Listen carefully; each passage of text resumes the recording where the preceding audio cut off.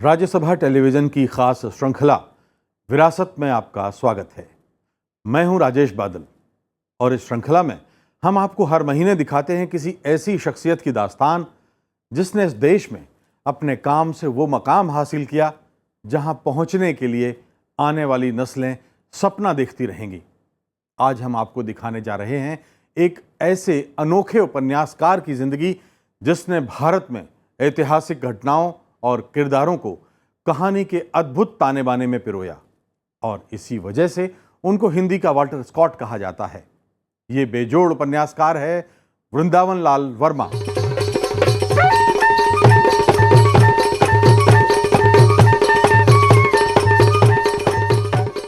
वृंदावन लाल वर्मा हिंदी के ऐसे उपन्यासकार थे जो प्रेमचंद की तरह अपने पाठकों को बांध कर रखते थे, जमीन से जुड़े थे। इन दिनों हिंदी में इस तरह लिखने वालों का अकाल है, लेकिन वो कितना अनमोल दौर था जब एक साथ अनेक सुपरस्टार हिंदी साहित्य की झोली में थे। तमाम देशों में वृंदावन लाल वर्मा की धूम थी, लेकिन उन्होंने कभी अपनी मिट्टी से नाता नहीं छोड़ा। उनकी सांसों में बुंदेलखंड की महक थी और ऐतिहासिक शहर झांसी का होने पर वो हमेशा गर्व करते रहे। जी, वही रानी लक्ष्मीबाई वाली झांसी।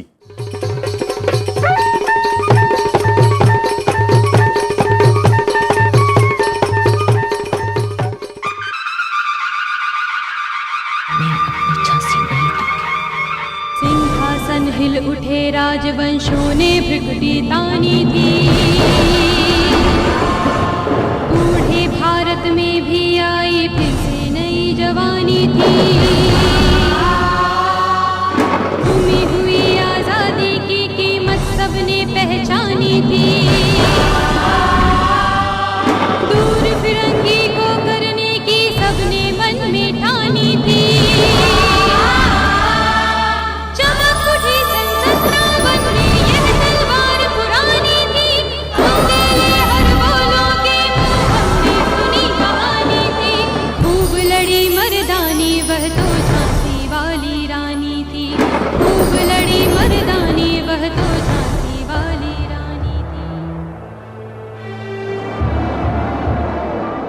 हिंदुस्तान का इतिहास उन दिनों अंगड़ाई ले रहा था।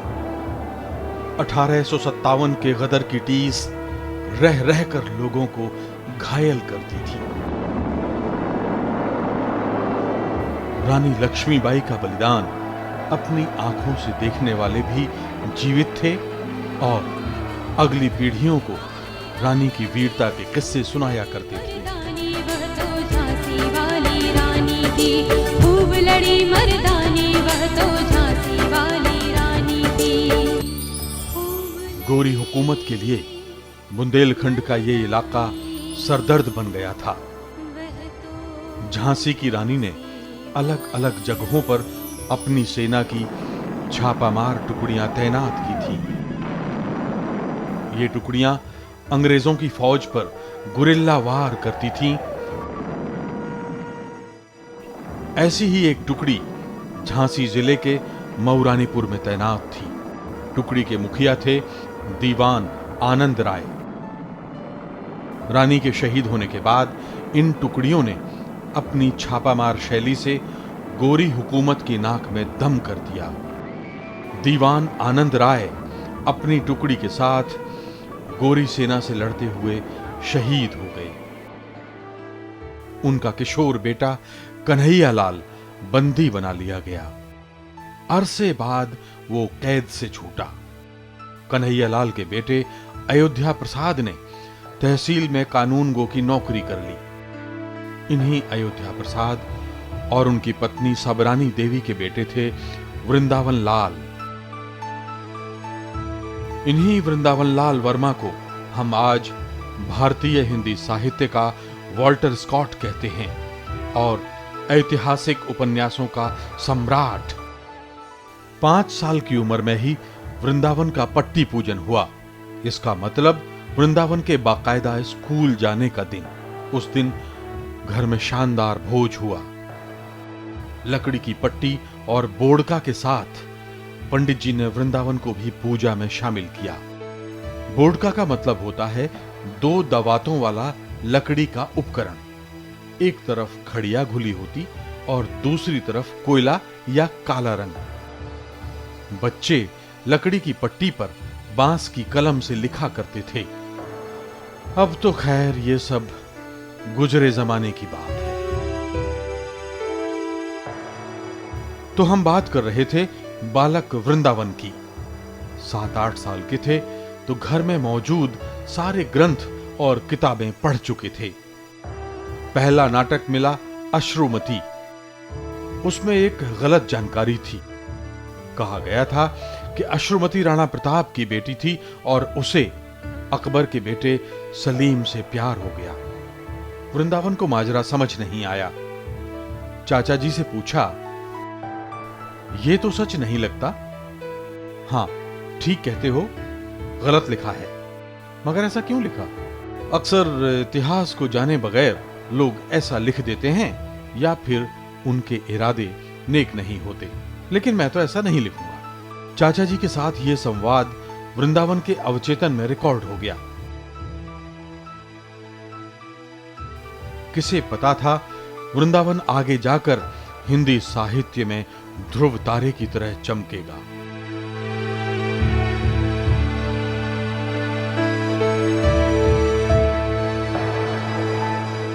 उन दिनों पिता झांसी तहसील में 30 रुपए महीने पर कानूनगो के पद पर काम कर रहे थे।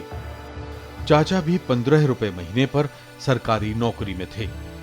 कुल मिलाकर सन 1900 में 45 रुपए से घर का खर्च ठाठ बाट के साथ चलता था। दादी और परदादी मऊरानीपुर में रहती थीं। परदादी ने रानी लक्ष्मीबाई को देखा था और उनसे कई बार बातें की थीं। इसलिए वृंदावन के ज़हन में रानी की पक्की और प्रामाणिक तस्वीर बन गई थी। हाथ देने का सौगंध खाई थी कि अपने देश की आजादी की हिफाजत मैं अपनी जिंदगी की आखिरी सांस तक करूंगी। अगर किसी ने हौसला है तो आजमा कर देख ले, मैं अपनी झांसी कभी नहीं दूंगी।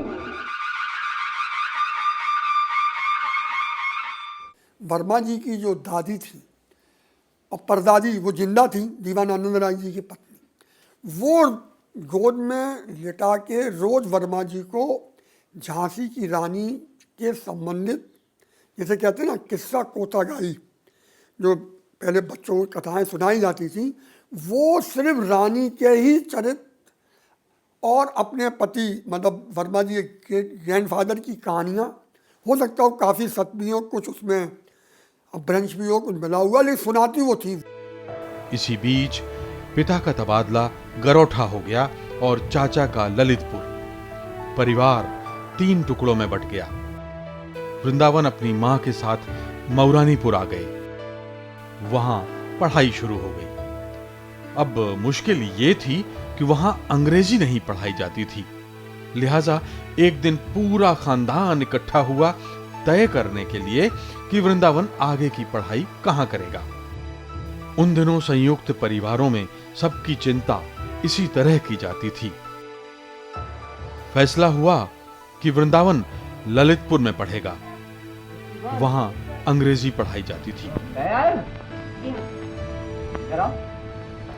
चाचा की आर्थिक हालत अच्छी नहीं थी, इसलिए वृंदावन की पढ़ाई में अनेक मुश्किलें आईं। कई बार तो पेट भरने के लिए घर में राशन न होता। चाची अक्सर चाचा जी पर रिश्वत लेने के लिए जोर डालती, लेकिन चाचा जी सख्ती से खारिज कर देते। उल्टे पढ़ने के लिए किताबें खरीद कर लाते। चाची और खफा हो जाती। घूस के मसले पर आए दिन तकरार होने लगी। हार कर चाचा जी ने किताबें पढ़ने का शौक कुर्बान कर दिया, मगर घूस नहीं ली। रिश्वत को लेकर क्या आज इस तरह कोई घृणा का भाव किसी के मन में आता है? वृंदावन तीसरी कक्षा में थे और तब तक वो भारतेंदु हरिश्चंद्र, देवकी नंदन खत्री, बंकिम चंद्र चटर्जी का साहित्य पढ़ चुके थे। इसके अलावा Arabian nights, Gulliver travels, Alif Laila जैसी अनेक किताबें वो घोंट चुके थे। इन्हीं दिनों अपने स्कूल की एक किताब में पढ़ा कि भारत हमेशा के लिए अंग्रेजों का गुलाम है और वो हमेशा यहां के राजा बने रहेंगे। वृंदावन को इतना गुस्सा आया कि उन्होंने किताब फाड़कर फेंक दी। चाचा ने देखा तो जमकर पिटाई कर दी, लेकिन जब कारण पता चला तो वृंदावन से माफी मांगी और उन्हें प्यार से मनाया। ऐसा था चाचा भतीजे का प्यार। अब तक वृंदावन 11-12 बरस के हो चुके थे, यानी उस दौर के हिंदुस्तान में शादी की उम्र। वृंदावन का विवाह हो गया। पत्नी भी थी कोई 8-9 साल की।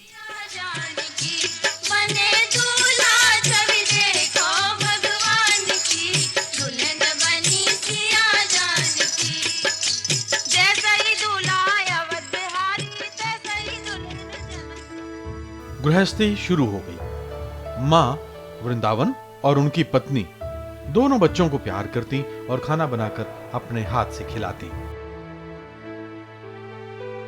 1904 में वृंदावन 15 साल के थे और 7वीं कक्षा में पढ़ रहे थे। ललितपुर में प्लेग फैला, बस्तियां छोड़कर लोग भाग गए। चाचा जी इसी बीमारी से चल बसे।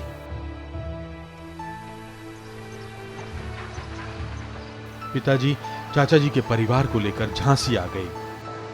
उन पर दोहरा बोझ आ पड़ा था। 9वीं कक्षा में वृंदावन का एडमिशन झांसी के मैकडॉनल्ड स्कूल में कराया गया। इन दिनों यह स्कूल विपिन बिहारी कॉलेज के नाम से जाना जाता है। अब तक वो अंग्रेजी के जाने माने उपन्यासकार वाल्टर स्कॉट के सभी उपन्यास पढ़ चुके थे। तय कर चुके थे कि इतिहास कथा लेखक ही बनेंगे। 3 नाटक भी इन्हीं दिनों लिखे। इंडियन प्रेस इलाहाबाद ने उनको छापा और 50 रुपए भी दिए। इनमें सबसे चर्चित था सेनापति ऊदल। दरअसल ये नाटक महोबा के 2 वीर भाइयों आल्हा और ऊदल की वीर गाथा है। इसमें कहा गया था कि देशद्रोहियों को मारने से पाप नहीं लगता। आज भी आल्हा वीर रस की बेजोड़ गायन शैली है। बुंदेलखंड में इसे सुनकर लोग दुश्मनों से बदला लेने का संकल्प लेते हैं।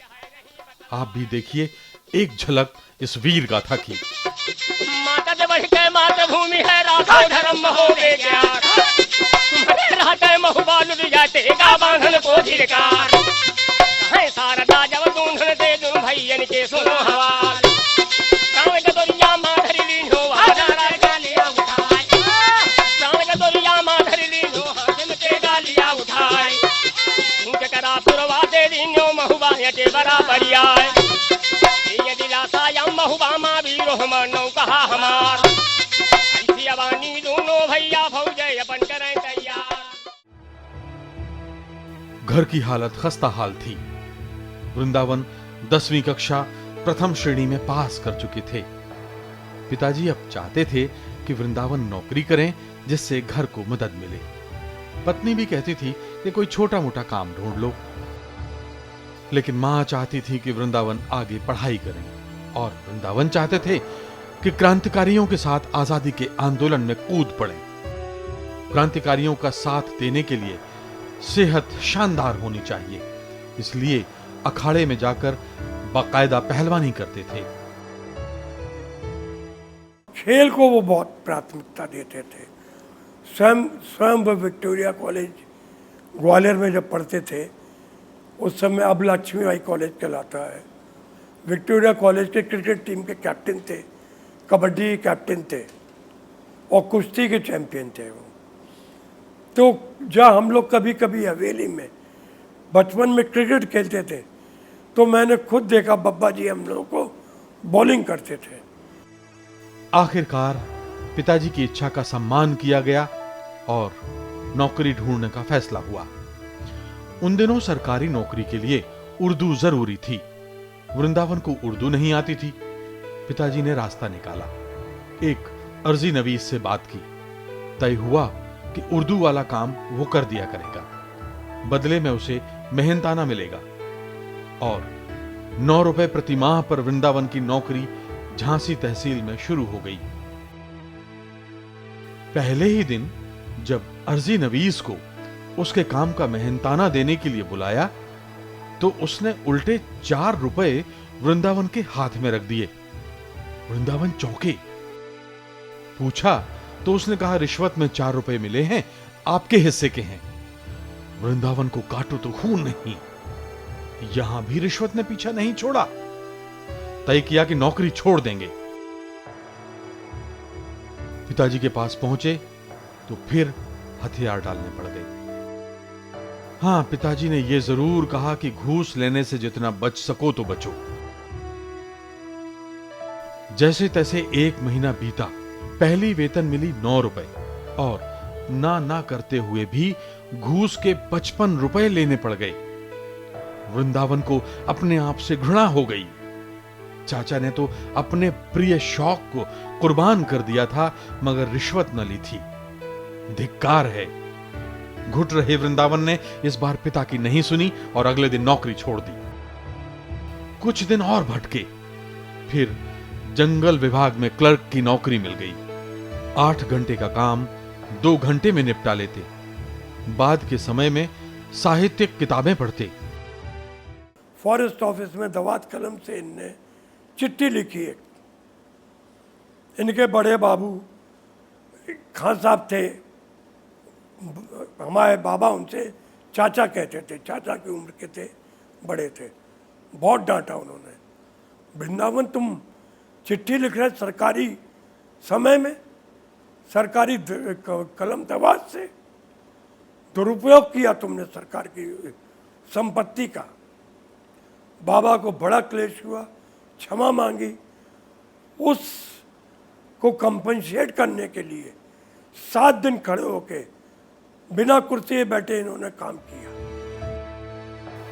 इसके अलावा यह भी फैसला किया कि ऑफिस की स्याही और कलम का निजी इस्तेमाल नहीं करेंगे। क्या आप आज इसकी कल्पना भी कर सकते हैं? बहरहाल अपने आप से लड़ाई जारी थी। मन पढ़ना चाहता था। मां से कहा, मैं तो आगे पढ़ूंगा, नौकरी मुझसे नहीं होती। ठीक है, पढ़ो, चिंता की बात नहीं। लेकिन पिताजी को कौन मनाएगा? अभी तो नौकरी छोड़ने की बात भी बतानी होगी।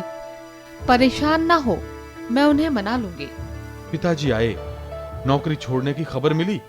पारा 7वें आसमान पर। बोले, मैं गलत नहीं कहता था, पहलवानी करते करते बुद्धि भी मोटी हो गई है। 1 पैसा न दूंगा पढ़ाने के लिए। कोई बात नहीं, मैं दूंगी पैसे। तुम कहां से दोगी? मेरे पास मेरी बचत के पैसे रखे हैं, बाकी मैं अपने जेवर बेच दूंगी, लेकिन बेटे को पढ़ाऊंगी जरूर। वृंदावन फिर परेशान। मेरी पढ़ाई के लिए मां जेवर बेचेगी? नहीं, मैं नहीं पढ़ूंगा, नौकरी ही करता हूं। लेकिन न जेवर बेचने की नौबत आई और न वृंदावन को नौकरी करनी पड़ी। पिताजी ने मां की इच्छा का आदर किया। वृंदावन का एडमिशन ग्वालियर के विक्टोरिया कॉलेज में हो गया। झांसी रेलवे स्टेशन पर छोड़ने खुद पिताजी आए। ट्रेन आई तो पिता ने गले से लगा लिया। बोले, अपना ध्यान रखना। फूट फूट कर रो पड़े। सीने में पिता का दिल धड़क रहा था। हिंदुस्तान की मिट्टी में न जाने क्या बात है कि पिता हरदम कठोर और फर्ज निभाता नजर आता है। उसके दिल में झांक कर देखने वाले कम ही होते हैं। ट्रेन चली तो वृंदावन भी देर तक रोते रहे। अपनी इच्छा के आगे पिता की मजबूरी नहीं देखी। लानत है मुझ पर, पिताजी को गलत समझा था। उन्होंने सोचा, पिताजी पर ज्यादा बोझ नहीं डालूंगा, चाहे एक समय भूखा रहना पड़े। ग्वालियर में एडमिशन के बाद पिताजी को एक मार्मिक चिट्ठी लिखी और माफी मांगी। उन्होंने लिखा, पूज्य पिताजी, सादर चरण स्पर्श। मैं यहां कुशल से हूं, आशा करता हूं आप सब लोग कुशल से होंगे। आप मुझे केवल 8 रुपए ही दीजिए, मैं इतने में गुजारा कर लूंगा। 4 रुपए में महीने के खाने का खर्च, बाकी 4 में दूध, तेल, कपड़े, धुलाई, फीस और पढ़ाई के पैसे हो जाएंगे। आपका आज्ञाकारी पुत्र वृंदावन। सब कुछ ठीक चल रहा था कि एक दिन पिताजी का तार मिला। अंग्रेजों के खिलाफ तुमने कुछ लिखा है, पुलिस तलाशी के लिए आई थी, मजिस्ट्रेट ने बुलाया है, तुरंत आओ।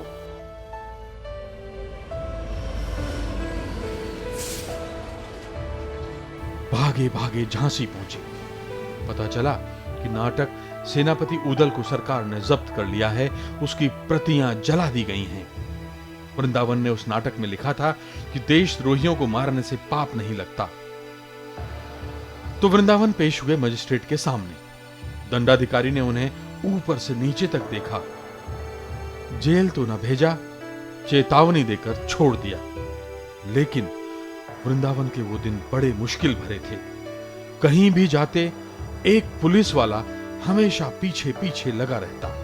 बहुत दिनों के बाद पुलिस से पीछा छूटा। पुलिस इनके ससुराल चली गई, ललितपुर में पनारी गांव में। उस घटना के बाद से फिर वर्मा जी कभी अपनी ससुराल नहीं गए। इतना उनको उसका अफसोस हुआ, उसने लगा मेरे बदन में आग लग गई। तो मेरे ससुर ने मुझसे कहा कि क्या करो लाला ने, ऐसा जो पुलिस आई थी पूछ में। बुंदेलखंड के कुछ इलाकों में आज भी दामाद को लाला कहा जाता है। बहरहाल वृंदावन की कहानी देखेंगे आगे, लेकिन पहले चलते हैं झांसी, जहां आज भी वृंदावन लाल वर्मा के परिवार के लोग उनकी यादों के साथ रहते हैं।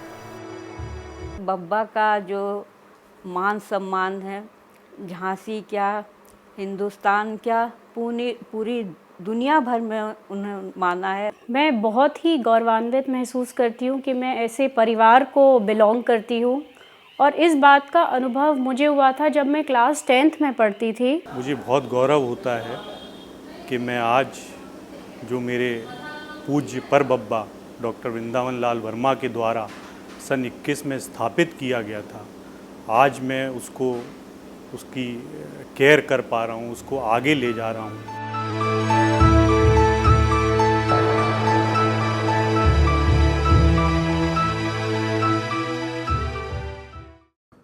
अपने शब्दों से ऐतिहासिक कथाओं के अद्भुत शिल्पी बने वृंदावन लाल वर्मा क्रांतिकारियों के साथी थे। पहलवानी भी करते थे। दुनिया भर के लेखकों की रचनाओं को घोंट कर पी चुके थे। अंग्रेज प्रिंसिपल की सोहबत ने उन्हें नास्तिक बना दिया था। 3rd डिवीजन में बीए करने के बाद ग्वालियर से विदाई ली और कानून की पढ़ाई के लिए आगरा जा पहुंचे। एक बार फिर मां ने सहारा दिया। वकालत की पढ़ाई के दौरान उन्हें गुरुदेव रविंद्रनाथ टैगोर से मिलने का मौका मिला। कॉलेज में गुरुदेव ने गीतांजलि की कविताएं सुनाई। राष्ट्रकवि मैथिली शरण गुप्त, गणेश शंकर विद्यार्थी और मुंशी अजमेरी तो उनके वरिष्ठ मित्र मंडल में पहले ही शामिल थे। एक बार साहित्य संसार में उतरे तो देश ने वृंदावन लाल वर्मा को हिंदी का वाल्टर स्कॉट जैसा मान दिया। एक नजर वृंदावन के आगे के सफर पर।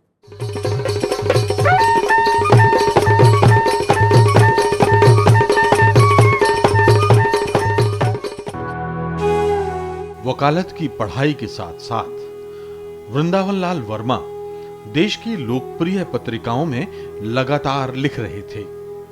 प्रभा और सरस्वती उस जमाने की बड़ी लोकप्रिय मैगजीन्स थी। वृंदावन जी की रचनाओं को पढ़कर लोग झूम झूम जाते। वो कहानियां लिखते, नाटक लिखते और नाटकों में एक्टिंग भी करते।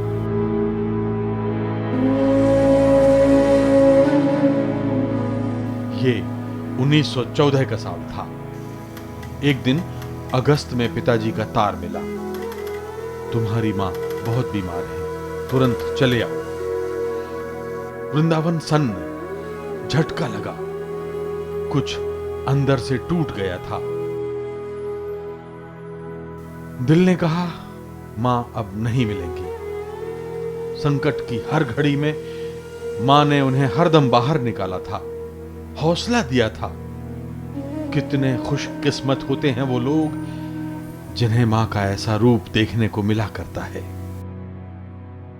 वृंदावन भागकर झांसी पहुंचे, लेकिन तब तक बहुत देर हो चुकी थी। मां आखिरी समय तक वृंदावन को याद करती रहीं, लेकिन उन्होंने बुलाने के लिए पिताजी को मना कर दिया था। वृंदावन को मत बुलाओ, मुझे हैजा हुआ है। पूरे शहर में बीमारी फैली है। मेरा तो मरना तय है। लड़के को इस जल्दी आग में तो मत बुलाओ। बेटे को देखने की अंतिम इच्छा को भी मां ने मार डाला था। वृंदावन 6 महीने तक पागलों की तरह भटकते रहे, दिन रात रोते रहते, आंखें सूज गईं। इस समय जो तबीयत बिगड़ी तो जिंदगी भर कभी स्वस्थ ना हो पाए। पिताजी भी अपने दिल का दर्द छिपाए रहते, लेकिन घर की जिम्मेदारी तो थी ही। बहनों की भी शादी करनी थी, पत्नी मां बन गई थी और चाचा जी का परिवार अलग। कैसे कटेगी जिंदगी? ऐसे में पिताजी संकट मोचक बने। बोले, जाओ लॉ की पढ़ाई पूरी करो और वकील बनो, फिर आगे सोचेंगे। अभी मेरी हड्डियों में इतना दम है।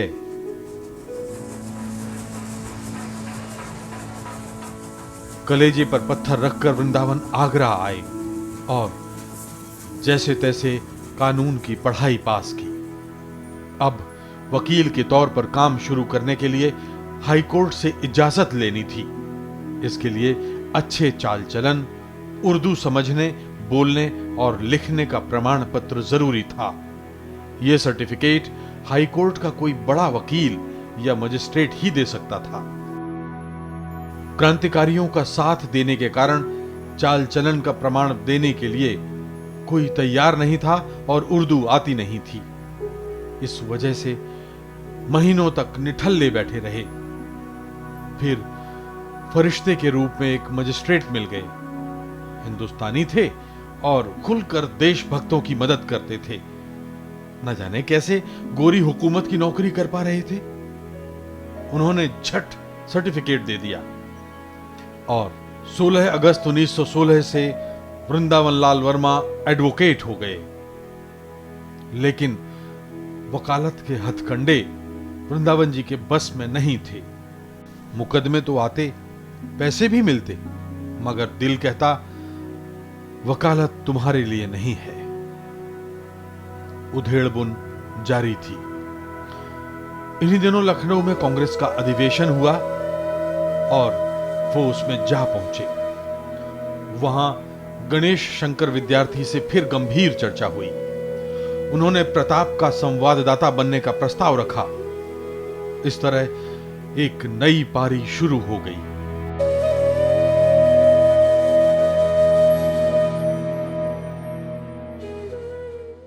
गणेश शंकर विद्यार्थी जी ने मेरा नाम गवर्नानंद कर दिया था। उस नाम से उनने लिखा।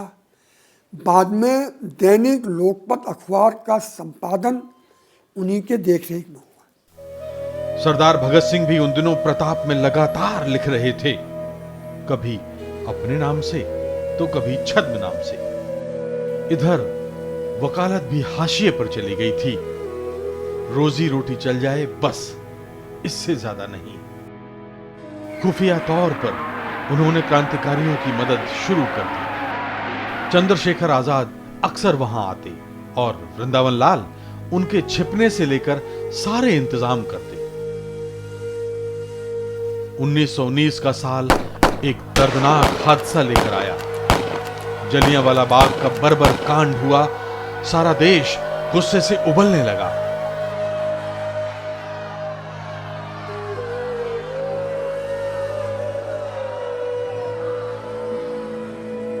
वृंदावन लाल वर्मा ने दोस्तों को साथ लेकर बाजार बंद कराए और विरोध प्रदर्शनों की झड़ी लगा दी। अंग्रेजों की नजर में चढ़ गए। सिलसिला चलता रहा।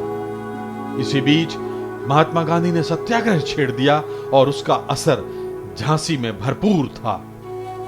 गांधी जी जब झांसी आए तो वृंदावन लाल वर्मा ने उन्हें करीब से जाना और समझा।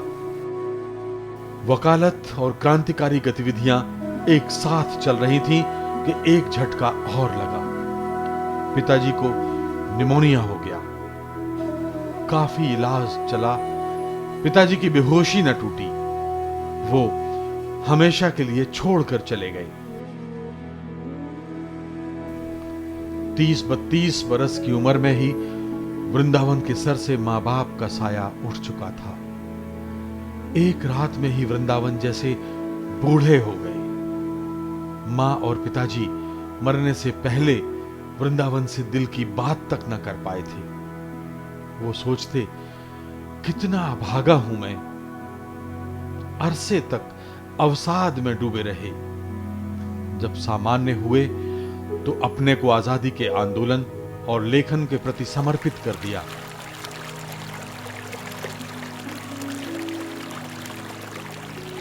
सत्रह जनवरी 1927 वृंदावन की जिंदगी में खास तारीख बन गई। वो कल कल बहती बेतवा नदी के किनारे बैठे थे और सामने था गढ़कुंडार का किला। खंगार राजपूतों की अनगिनत कहानियां अपने आप में समेटे हुए। अगले दिन से कलम चलने लगी और 2 महीने में ही पहला ऐतिहासिक उपन्यास गढ़कुंडार पूरा कर लिया। छप कर आया तो चारों ओर धूम मच गई। लोग सिर्फ गढ़कुंडार की बातें करते थे।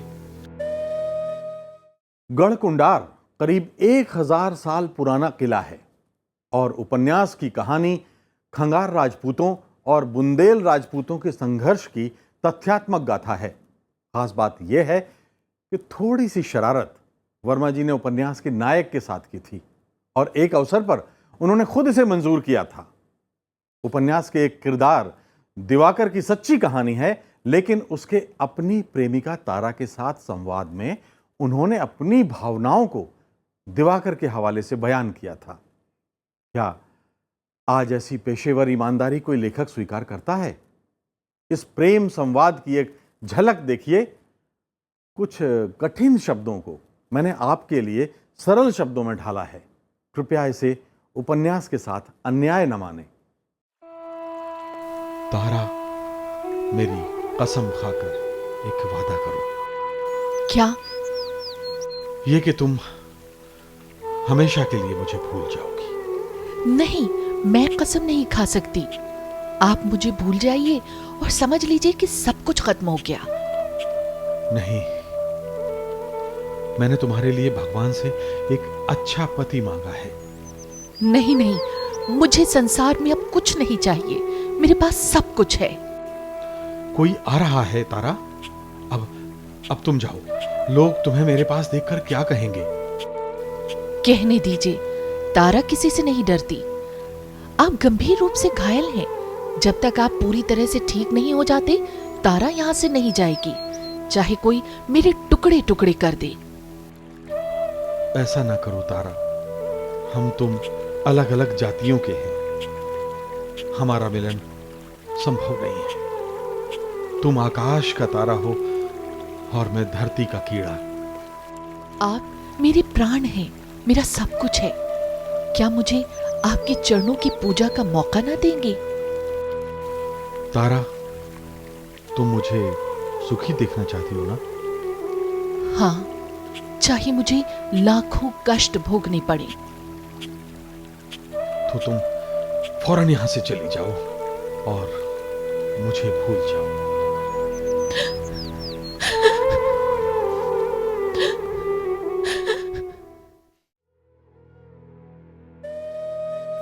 टीकमगढ़ के राजा इस उपन्यास के इतने दीवाने थे कि उन्होंने गढ़कुंडार के पास श्यामसी गांव में लंबी चौड़ी जमीन वृंदावन लाल वर्मा के नाम कर दी। बाद में यहां वर्मा जी ने घर बनवाया और खेती भी की। श्यामसी का ये घर उनकी अनेक रचनाओं के जन्म का सबूत है। गढ़कुंडार के बाद तो वृंदावन लाल वर्मा ने एक के बाद एक नायाब कृतियों का पिटारा खोल दिया। अगले उपन्यास लगन ने बेशुमार लोकप्रियता बटोरी।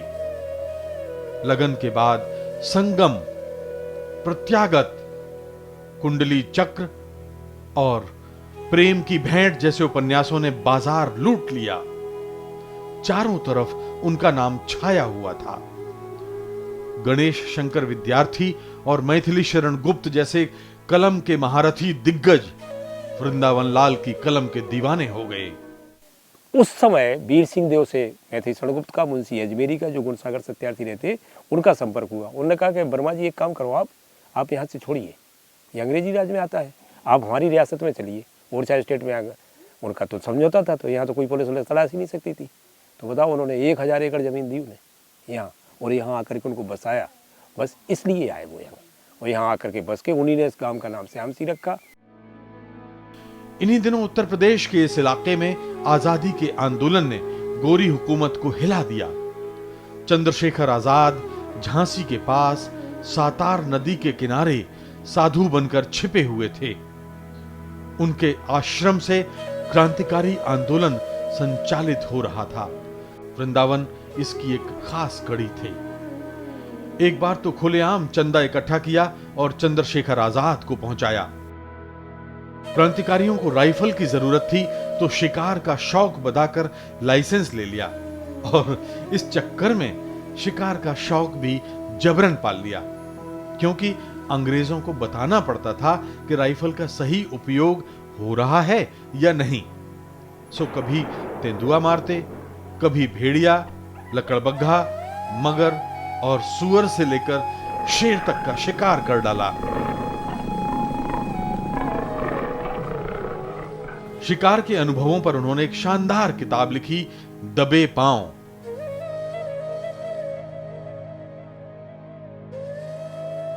ये वो दौर था जब आजादी का आंदोलन जोर पकड़ रहा था। लगातार ऐसी घटनाएं हो रही थीं जो आजादी का जोश फूंक रही थीं। पुलिस के हाथों लाला लाजपत राय की शहादत, सरदार भगत सिंह, राजगुरु सुखदेव को फांसी, और उसके बाद सद्भाव के लिए गणेश शंकर विद्यार्थी का बलिदान। बदले की आग साफ तौर पर नजर आ रही थी। वृंदावन लाल वर्मा के ऐतिहासिक उपन्यासों के वीर किरदार लोगों के चहेते बन गए। वर्मा जी का जो चित्रण शैली है, वे कहते हैं कि जो शब्द देहात की तरफ से आते हैं वही हमारी सामाजिक ध्वनियों के शुद्ध रक्त कण हैं। उन्होंने सामान्य शब्दों को भी महत्वपूर्ण बना दिया।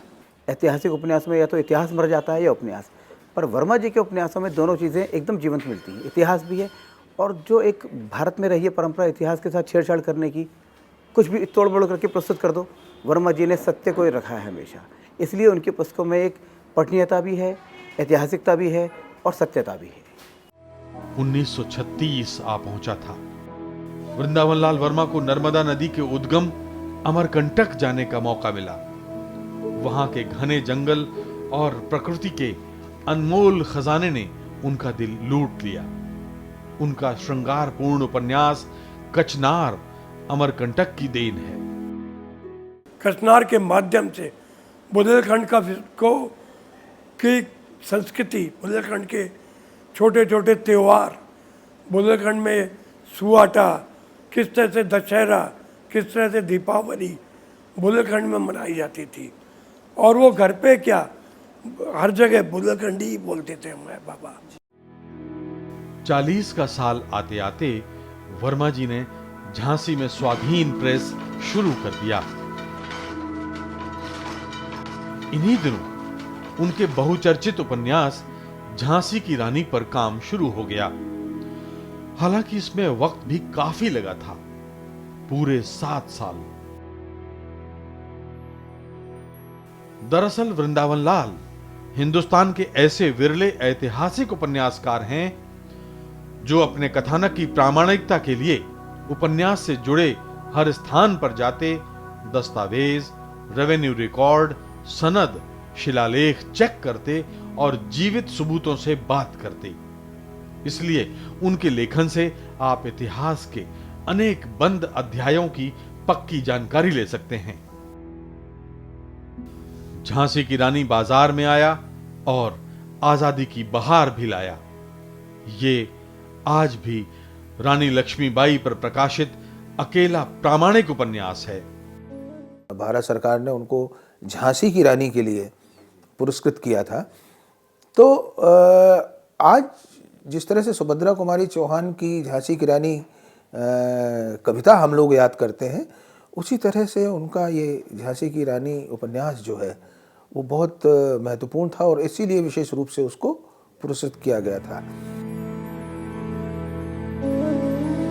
झांसी की रानी से पहले कुछ और उपन्यासों ने वृंदावन लाल वर्मा की ख्याति समंदर पार पहुंचा दी थी।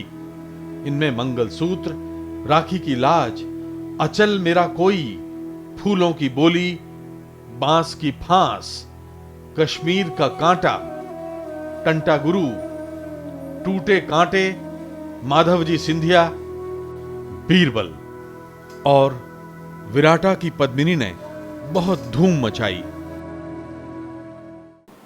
विराटा की पद्मिनी, दांगी की कथा, उस लड़की की कथा जिसको देवी के रूप में स्थापित कर दिया लोगों ने, और वो देवी थी नहीं मगर बना दी गई देवी, तो उसे देवी के रूप में ही व्यवहार करना पड़ा।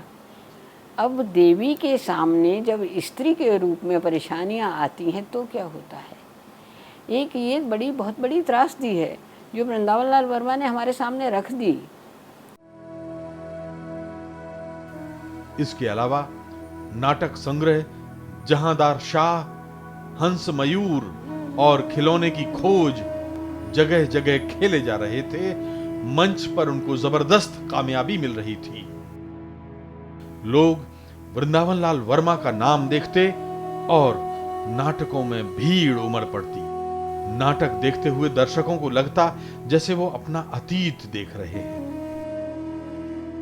उनके साहित्यिक संस्कार भी लोक, ग्रामीण और इतिहास की चेतना से बनते हैं। सत्य का मूल्य हो, चाहे अहिंसा का मूल्य हो, या जितने भी तरह के हमारे मानव मूल्य आपको ग्रामीण परिवेश में मिलते हैं, तो वो सारी उनकी रचनाओं में शुरू से आखिर तक दिखाई देते हैं। वृंदावन लाल वर्मा जी ने एक वैज्ञानिक तरह से भौगोलिक स्थिति का वर्णन, चाहे वो बेतवा हो, चाहे ये पर्वत के बारे में हो, या सामाजिक दृष्टि की किस तरह से महिलाएं कपड़े पहने हुए हैं, या इन सब के बारे में जो लेखनी से लिख करके प्रस्तुतिकरण किया है, वो अपने आप में अद्भुत है। देश आजाद हो चुका था। वृंदावन लाल वर्मा स्वतंत्रता की सांस में जी भरकर लिख लेना चाहते थे। उन्हें तमाम स्वतंत्रता संग्राम सेनानियों की तरह कंधों पर से बोझ उतर गया लगता था। यूं तो राजनीति में उनकी ज्यादा दिलचस्पी नहीं थी, लेकिन कभी-कभी राजनीति में गिरते नैतिक मूल्य उन्हें परेशान करते थे। वैसे वो 1936 में जिला बोर्ड के अध्यक्ष का चुनाव जीतकर जनता की सेवा कर चुके थे। इसके बाद 1952 के पहले आम चुनाव में वो लोकसभा के लिए किस्मत आजमा चुके थे। कांग्रेस के खिलाफ जवाहरलाल नेहरू विरोध में प्रचार के लिए आए थे और उसका नतीजा क्या होना था आप समझ सकते हैं, जमानत जब्त। इसके बाद तो चुनावी राजनीति से तौबा कर ली। हां, एक के बाद एक रचनाएं आती रहीं।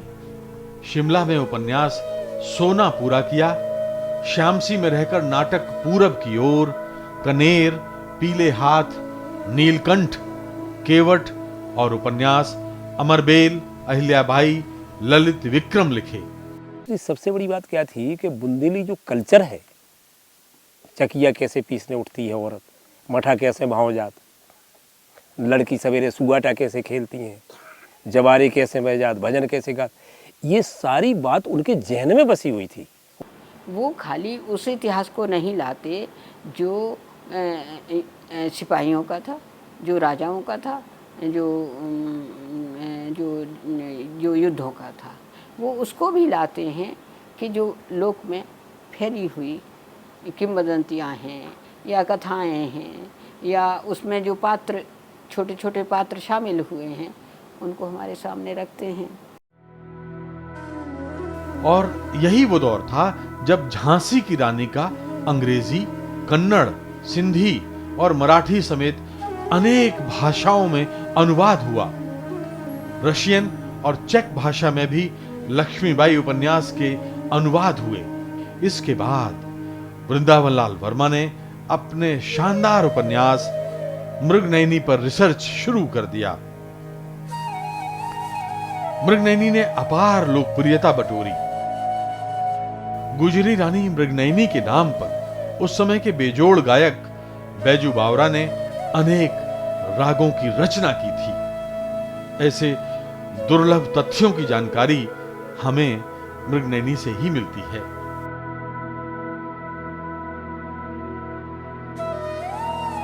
मृगनयनी राजा मानसिंह तोमर की पत्नी थी और ग्वालियर में रहती थी।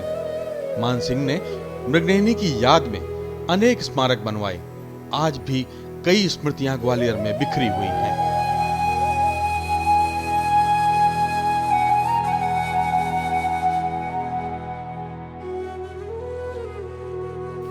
हिंदुस्तान के इस दौर में वृंदावन लाल वर्मा की मंडली के लोग कौन थे? उनकी मुंह बोली छोटी बहन महादेवी वर्मा, बड़े भाई मैथिली शरण गुप्त, हॉकी के जादूगर मेजर ध्यानचंद, कवि रामधारी सिंह दिनकर, शिवमंगल सिंह सुमन, हरिवंश राय बच्चन, डॉक्टर रामकुमार वर्मा और भगवती चरण वर्मा जैसी विभूतियां। हां, फिल्म अभिनेता देवानंद तो वृंदावन लाल जी के उपन्यासों के मुरीद थे। अक्सर दोनों मिला करते और घंटों बतियाते।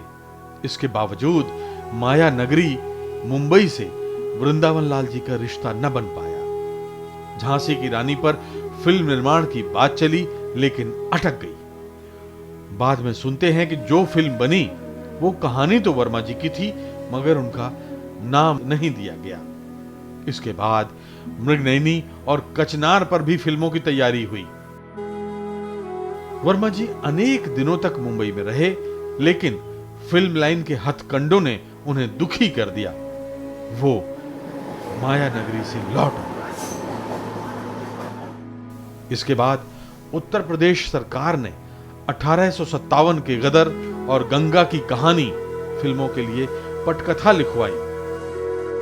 बाद में उत्तर प्रदेश सरकार को पैसों की किल्लत हुई और इन फिल्मों ने दम तोड़ दिया।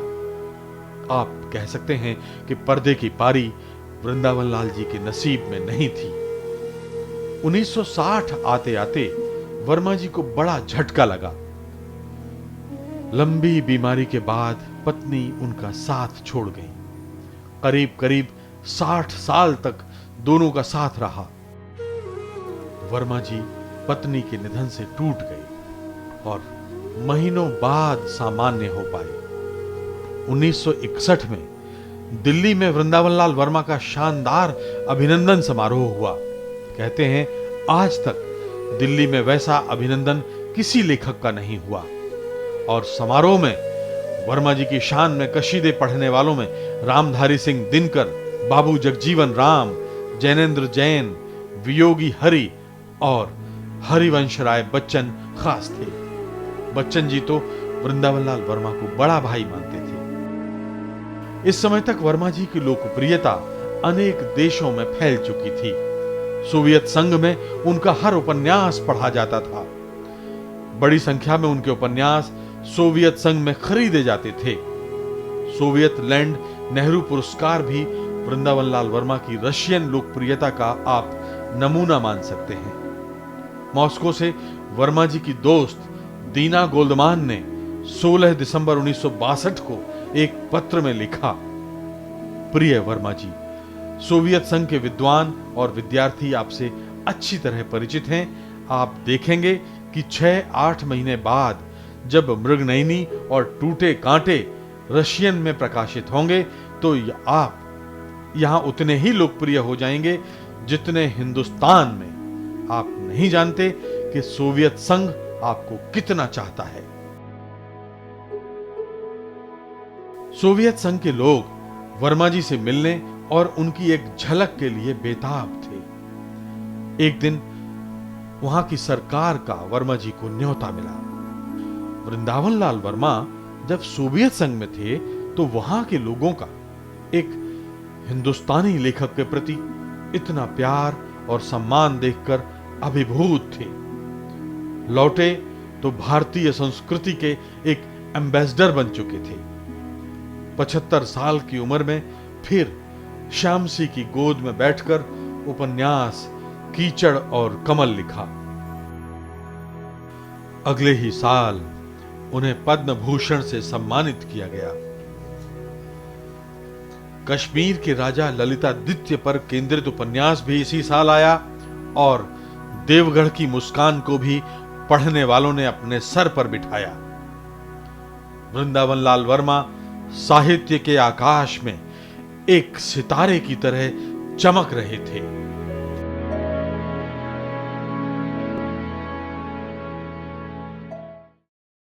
हिंदुस्तान में जहां भी वृंदावन लाल वर्मा जाते, लोग उन्हें घेर लेते और उनकी रचनाओं के पात्रों के बारे में जानना चाहते। क्या कोई दूसरा लेखक आपको याद है जिसके उपन्यास, जिसके नाटक और कहानियों के किरदार घर घर में लोकप्रिय हों और उनके सुख दुख से आम आदमी तक जुड़ गया हो?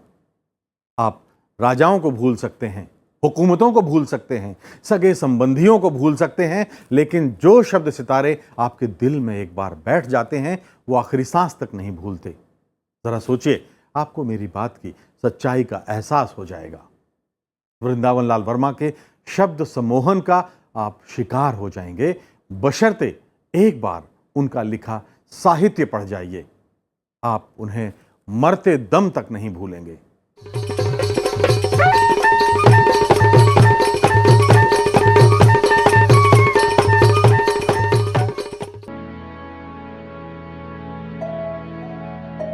उम्र चौथे पड़ाव पर आ पहुंची थी। देह शिथिल पड़ गई थी।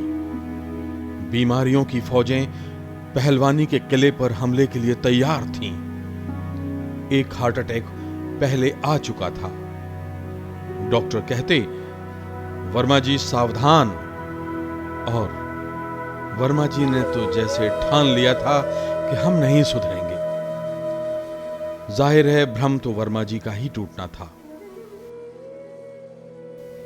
अंदर से शरीर का कंट्रोल रूम बार बार सिग्नल भेजता और वृंदावन लाल जी उसे बैरंग लौटा देते। वो उत्तर भारत में जितने लोकप्रिय थे, उतने ही दक्षिण भारत में। लोगों का प्यार और सम्मान देखकर वर्मा जी अपनी सेहत का हाल ताक में रख देते। लेकिन बेटे सत्यदेव वर्मा की तीमारदारी चलती रही। पिता को कहीं भी अकेले न जाने देते। पिताजी ने कहीं जाने की योजना बनाई और सत्यदेव जी अपना काम धाम बंद कर पिता के साथ चल देते। सत्यदेव अकेले में सोचते, आखिर ऐसे पिता किसे नसीब होते हैं। और उधर वृंदावन लाल जी मन ही मन मनाते, भगवान ऐसा बेटा सबको दे। पिता पुत्र का ऐसा रिश्ता आज कहां नजर आता है। बेटे पर अंदरूनी भरोसा ही था कि हिंदी का ये पहलवान लेखक 80 बरस की उम्र में हिंदी की चिंता करते हुए देश भर में घूमता था। धीरे धीरे शरीर ढीला पड़ने लगा। डॉक्टर आराम की सलाह देते, मगर वर्मा जी कान न धरते। डॉक्टर कहते अंडा बंद, और वर्मा जी उनके जाते ही दूध में कई अंडे घोलकर पी जाते। कुश्ती के दिनों की आदत कैसे छूटती। डॉक्टर ने कहा आप अंडा मत खाइए। अब आप ताज्जुब करेंगे, अंडा कभी हाफ बॉयल नहीं खाया, बॉयल नहीं खाया या ऑमलेट नहीं खाया, दूध में फेंट के खाते। तो डॉक्टर ने कहा एक आध अंडा ले लीजिए, आप 4 अंडा लेते, आप अपने सिंह में अन्याय कर रहे हैं। नहीं माने, बहुत काफ़ी कहा तो कहता अच्छा भाई 2 तो दो कम से कम दूध में डाल के।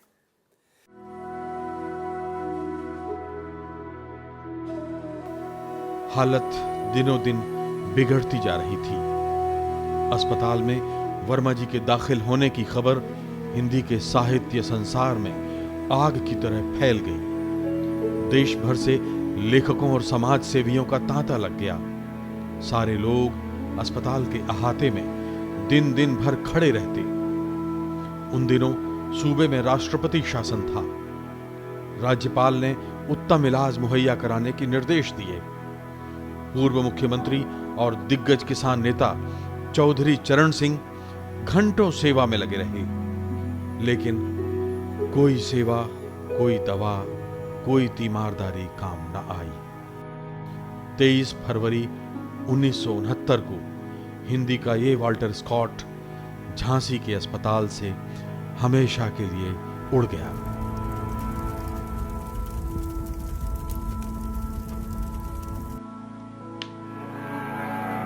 रेडियो ने सारे बुलेटिनों में इसे पहला समाचार बनाया। अखबारों ने इसे पहली खबर का सम्मान दिया।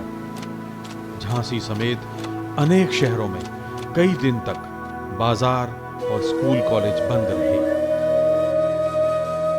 राष्ट्रपति डॉक्टर जाकिर हुसैन और उपराष्ट्रपति वराहगिरी वेंकटगिरी ने गहरा शोक प्रकट किया।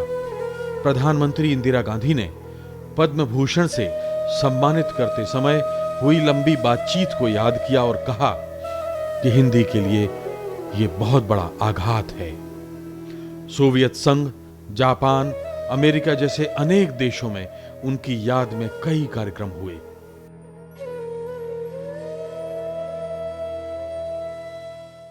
एक महिला आई थी न्यूयॉर्क से, तो वो खोजते खोजते कनॉट प्लेस में घूमते घूमते यहाँ आ गई। वर्मा जी की पुस्तकें देखे एकदम जैसे उत्फुल्लित हो गई कि अरे ये पुस्तकें छपी है, मैं तो सोचती थी कभी छपती, तब मिलती नहीं है। लोगों को जानकारी भी नहीं है, अभिरुचि भी नहीं है। जानकारी का तो तंत्र ये है कि पुस्तकें आजकल ऑनलाइन अवेलेबल हैं, हमारी वेबसाइट पे भी उपलब्ध हैं, पर एक तो सूचना का अभाव है, एक जिज्ञासा का अभाव है। तो पाठकों में रुचि है, सब प्रकार के लोग आते हैं, परंतु युवा मुझे आते देखे नहीं कि वो आए कि साहब मृगनयनी क्या है, गढ़कुंडार क्या है, झांसी की रानी क्या है, वो मुझे देखा नहीं अभी पाठक। मेरे पास विराटा की पत्नी, गढ़कुंडार और ये सब आज तक हैं, सब लेके घूम रही हूँ। चाहे तो इसे हमारे बुंदेलखंड का प्रेम कह लीजिए, इनको अभी कोई छू नहीं पाया है। बुंदेलखंड से भी कोई नहीं छू पाया। कौन हुआ वृंदावन लाल वर्मा के बाद? कोई नहीं गद्य में आया है ना। आज 46 बरस बाद भी परदेश में उनकी किताबें लोग खोज खोज कर पढ़ते हैं और हिंदुस्तान की नई पीढ़ी मुझसे विश्वविद्यालयों में सवाल कर बैठती है, ये वृंदावन लाल वर्मा कौन थे? यही है हमारे कलेजे की फांस।